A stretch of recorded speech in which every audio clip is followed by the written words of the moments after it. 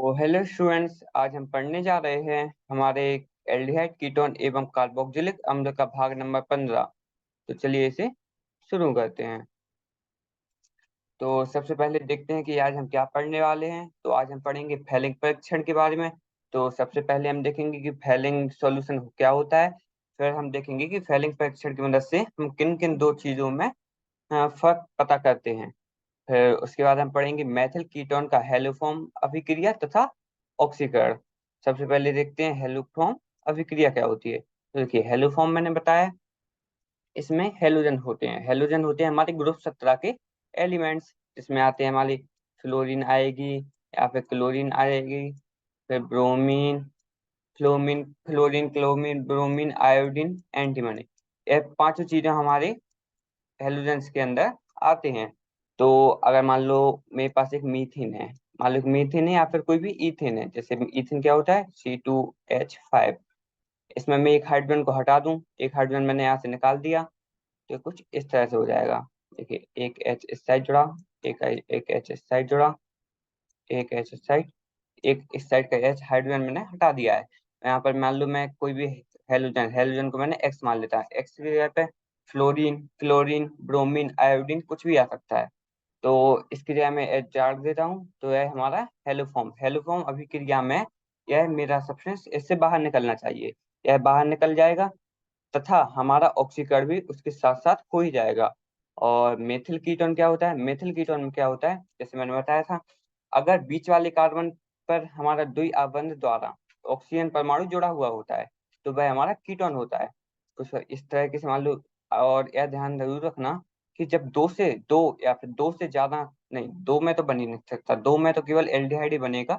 तो अगर दो से ज्यादा कार्बन किसी समूह में है तो ही वह कीटोन बन सकता है। तो मान लो यहाँ पर मैंने 4 कार्बन ले लिए हैं, इसमें से मैं क्या दोनों बीच वाले कार्बन में से किसी भी एक कार्बन पे ऑक्सीजन का परमाणु जोड़ देता हूँ। मान लो मैंने इस कार्बन परमाणु पे ऑक्सीजन का परमाणु जोड़ दिया, तो यह मेरा कीटोन हो जाएगा। अब होना क्या चाहिए इसमें, मेथिल कीटोन में किसी भी एक साइड हमारा कीटोन मेथिल मेथिल मतलब CH3 जुड़ा होना चाहिए। जैसे इसमें हम देखेंगे तो इस साइड हमारा एथिल जुड़ा हुआ है, इस साइड हमारा मेथिल जुड़ा हुआ है। तो एक साइड हमारा मिथाइल जुड़ा हुआ होता है, तो उसे हम मेथिल कीटोन कहते हैं। तो हमें पहले मीथिल कीटोन लेना है और उसका हेलोफॉर्म अभिक्रिया, मतलब कि एक हेलोफॉर्म आखिर में निकलना चाहिए, और उसी की मदद से हमें इसका ऑक्सीकरण कराना है। अब देखिए, मेथिल कीटोनों का ऑक्सीकरण से हमें क्या मिलता है, वो भी हम आगे जाकर देखेंगे। ठीक है। और ऑक्सीकरण के बारे में आपको बताया था कि सबसे पहले हमें हाइड्रोजन कार्बन दिए गए होते हैं, उसका ऑक्सीकरण करा देते हैं तो हमें एल्कोहल मिलता है। एल्कोहल का ऑक्सीकरण कराते हैं तो हमें एल्डिहाइड मिलता है, और एल्डिहाइड का कराते हैं तो हमें कार्बोक्सिलिक एसिड मिलता है, और उसका कराते हैं तो हमें जेल और सॉल्ट सॉल्ट प्लस वाटर मिल जाता है। ठीक है। तो और इसी तरह हम इसका रिडक्शन कराएंगे तो हमें पहले कार्बोक्सिलिक एसिड, फिर एल्डिहाइड, फिर एल्कोहल, और फिर हमें आखिर में ऑर्गेनिक में जो हमारा कार्बन और हाइड्रोजन के समूह से सीधे सीधे जुड़े होते हैं उन्हें हम हाइड्रोकार्बन कहते हैं, तो वो हमें सीधे सीधे यहाँ से मिल जाएंगे। तो इनका हम ऑक्सीजन या फिर रिडक्शन करा के सीधे सीधे पता कर सकते हैं। तो सबसे पहले हम देखते हैं फैलिंग परीक्षण। तो फैलिंग परीक्षण में हमें जरूरत होती है सबसे पहले फैलिंग सॉल्यूशन की। तो फैलिंग सॉल्यूशन क्या होता है, पहले उसे देखेंगे। तो फैलिंग अभिकर्बक में 2 बिलियन फैलिंग बिलियन ए व फैलिंग बिलियन बी होते हैं। तो यहाँ पे हमें 2 बिलियन दिए गए होते हैं, एक ए और एक बी। फैलिंग बिलियन ए जलीय कॉपर सल्फेट। तो यहाँ पर पहले हमें कॉपर सल्फेट दिया होता है। कॉपर सल्फेट क्या होता है, CuSO4। ठीक है, कॉपर सल्फेट हमें मिल गया। तथा फैलिंग बिलियन बी सोडियम पोटेशियम ट्राइटेट। ठीक है, तो यहाँ से हमें सोडियम पोटेशियम ट्राइटेट मिल जाएगा। पोटेशियम में के होगा और सोडियम एन। ठीक है, तो Na और के की वजह से मिला होगा, उसे हम सोडियम पोटेशियम टाइट्रेट कहते हैं।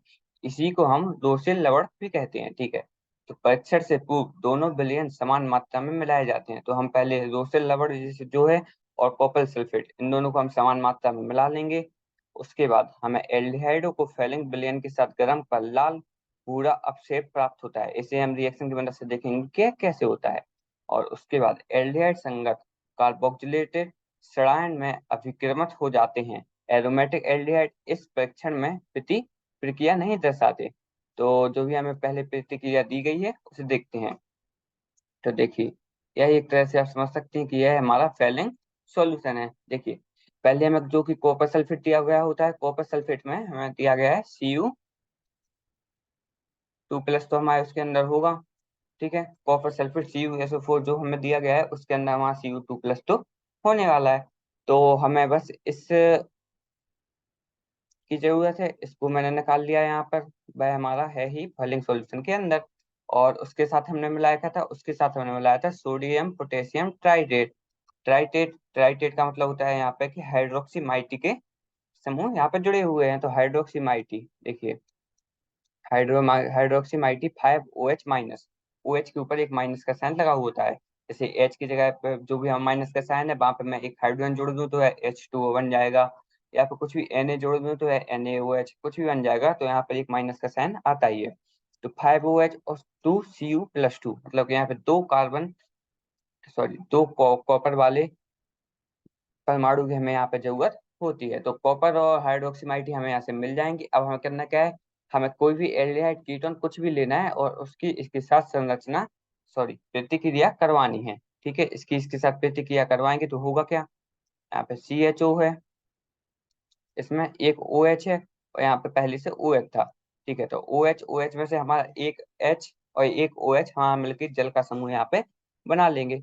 बाकी जो हमारा ऑक्सीजन बचा होगा वह हमारा कार्बन के कॉपर के साथ रिएक्ट करके Cu2O बना लेगा। ठीक है, और बाकी COO- हमें यहाँ से मिल ही जाएगा।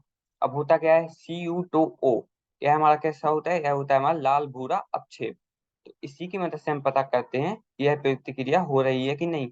अगर इनके रिएक्शन के बाद यह हमारा लाल भूरा अपक्षेप बनेगा तो यह हमारी प्रतिक्रिया हो रही है, नहीं तो नहीं हो रही है।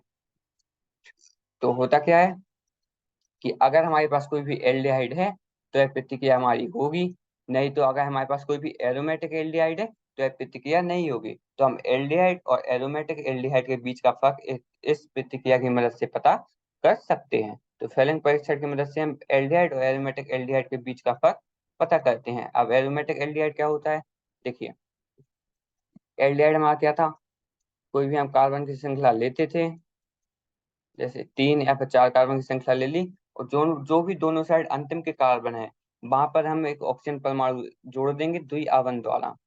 ठीक है, या फिर मैंने इस ऑक्सीजन परमाणु पर कार्बन परमाणु के साथ जोड़ दिया, या फिर इस कार्बन परमाणु पर मैंने ऑक्सीजन परमाणु जोड़ दिया।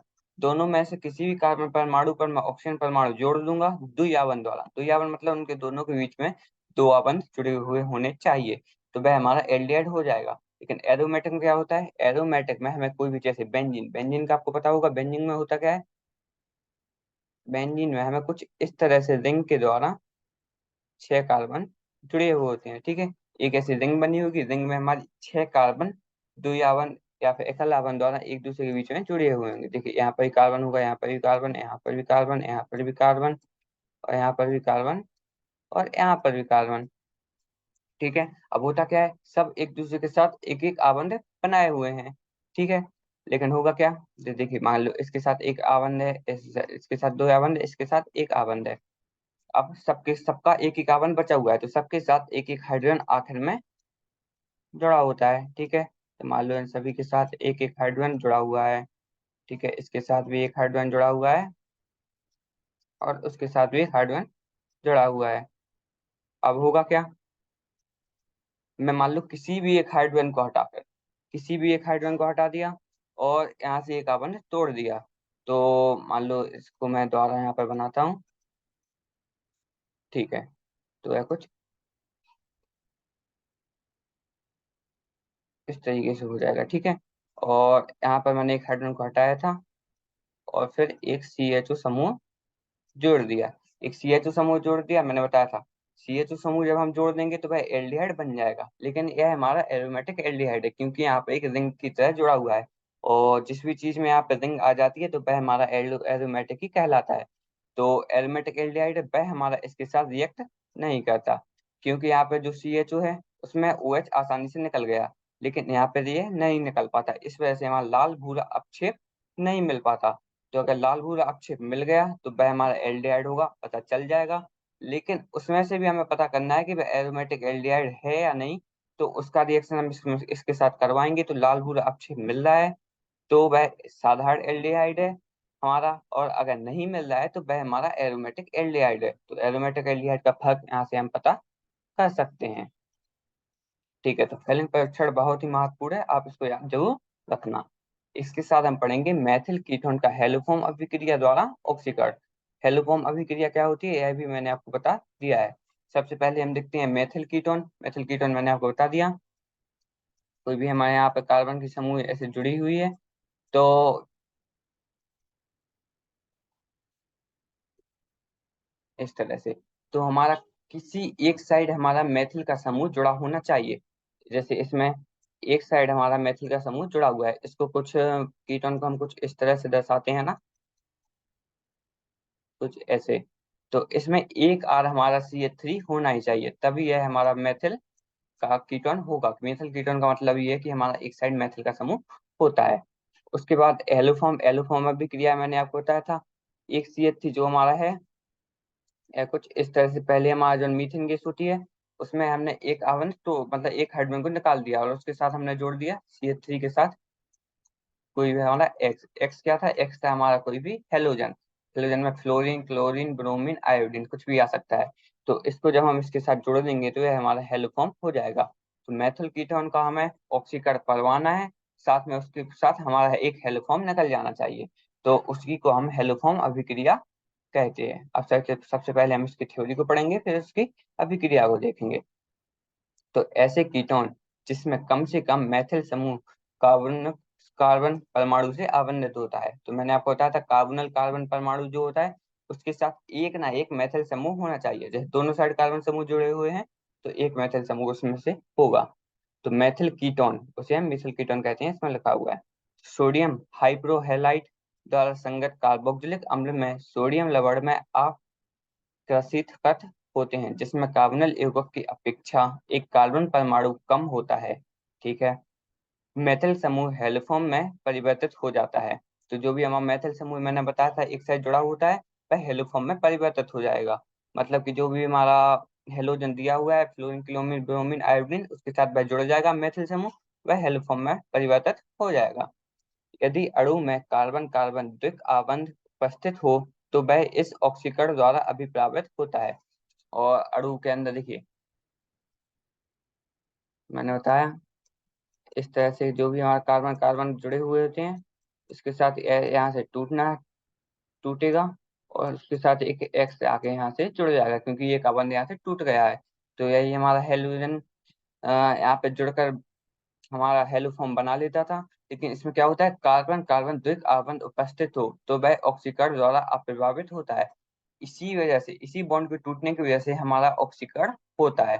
तो हमें बस इसी बॉन्ड को तोड़ना है, उसके साथ एक हेलोजन तोड़ देना है, तो ही हमारा ऑक्सीकरण हो पाएगा। ठीक है, तो अब देखते हैं कि इसे हम करते कैसे हैं। देखिए, तो हमारा कीटोन कीटोन जैसा होता था, मैंने आपको बताया था एक आर्गो हटा को आपको वहां पे CH3 लगा देना है तो वह हमारा मेथिल कीटोन बन जाएगा। तो यहाँ पे देखिए एक CH3 को हटा कर मैंने एक आर को हटा के यहाँ पे CH3 लगा दिया है, तो यह हमारा मेथिल का समूह यहाँ पे जुड़ गया है, तो यह हमारा मेथिल कीटोन हो जाएगा। उसकी हमने रिएक्शन कराई है NaOH के साथ। NaOH का क्या होगा, देखिए एक्स क्या है यहाँ पे, एक्स मैंने आपको बता दिया कि यहाँ पे कोई भी हेलोजन है।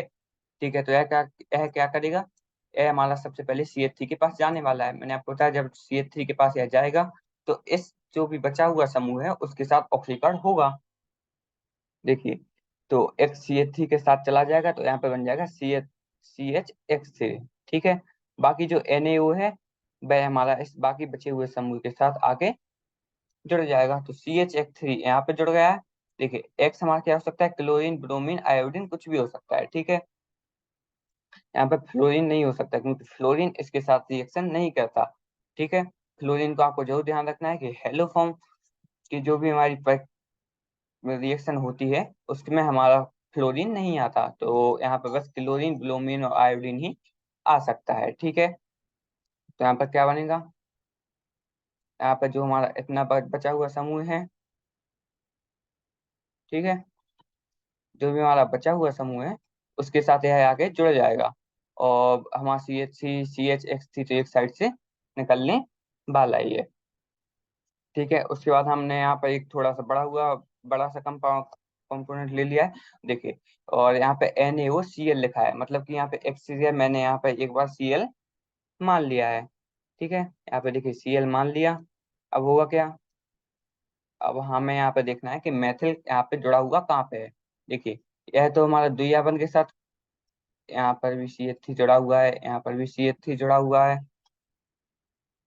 ठीक है, CH3 तो हमारा यहाँ पे बहुत सारी जगह जुड़ा हुआ है। देखिए, यहाँ पर भी CH3 है, और फिर हम उसके बाद बात करें तो हमारा यहाँ पर भी CH3 है।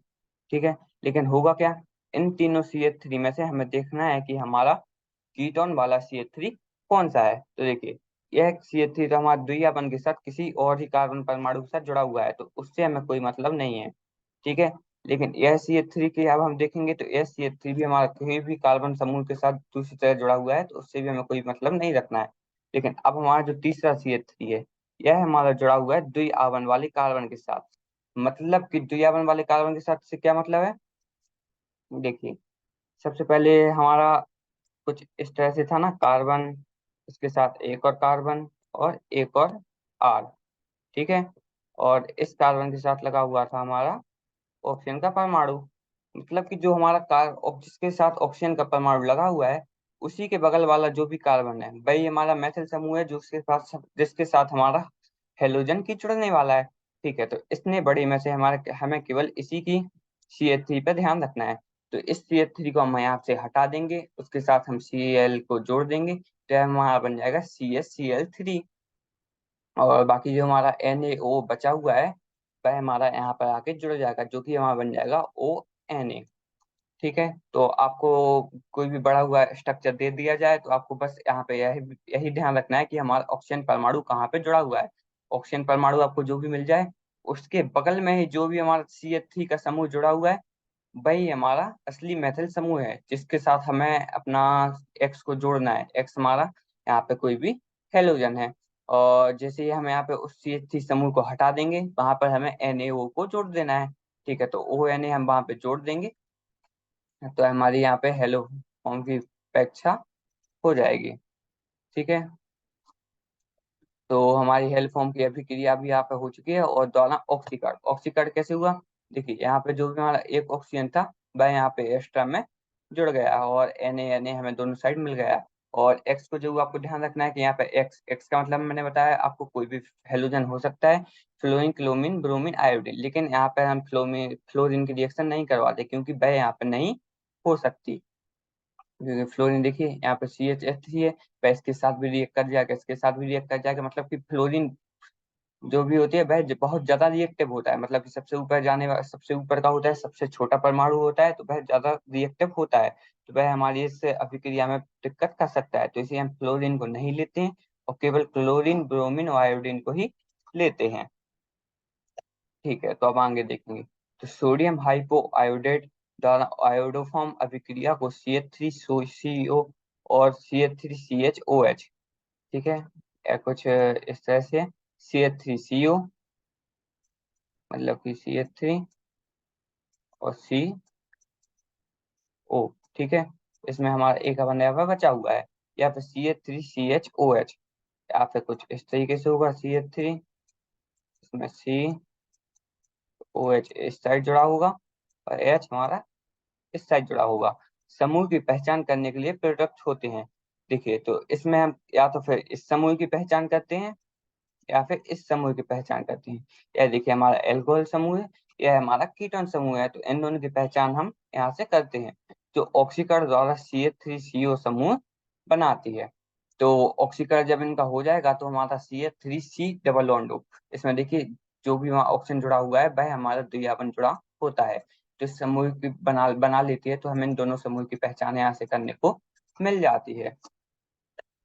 ठीक है, तो आज हम फेलिंग परीक्षण तथा मेलिंग कीटोन का हेलोफॉर्म अभिक्रिया द्वारा ऑक्सीजन पढ़ चुके हैं। तो फेलिंग परीक्षण तो काफी सरल है, और हेलोफॉर्म अभिक्रिया भी काफी सरल है। बस आपको ध्यान क्या रखना है कि यहाँ पे आप फ्लोरीन को नहीं ले सकते हेलोफॉर्म की जगह। ठीक है, और आगे हम क्या पढ़ेंगे, तो आगे हम उदाहरण जो कि 8.4 दिया गया है, उसमें जो भी हमने आज पढ़ा है वही आएगा, तो उसको आपको जो पढ़ के रखना है। साथ में हम देखेंगे कि अल्फा हाइड्रोजन के कारण होने वाली अभिक्रिया, तो अल्फा हाइड्रोजन के होने का अभिक्रिया को भी हम अगले वाले भाग में देखेंगे।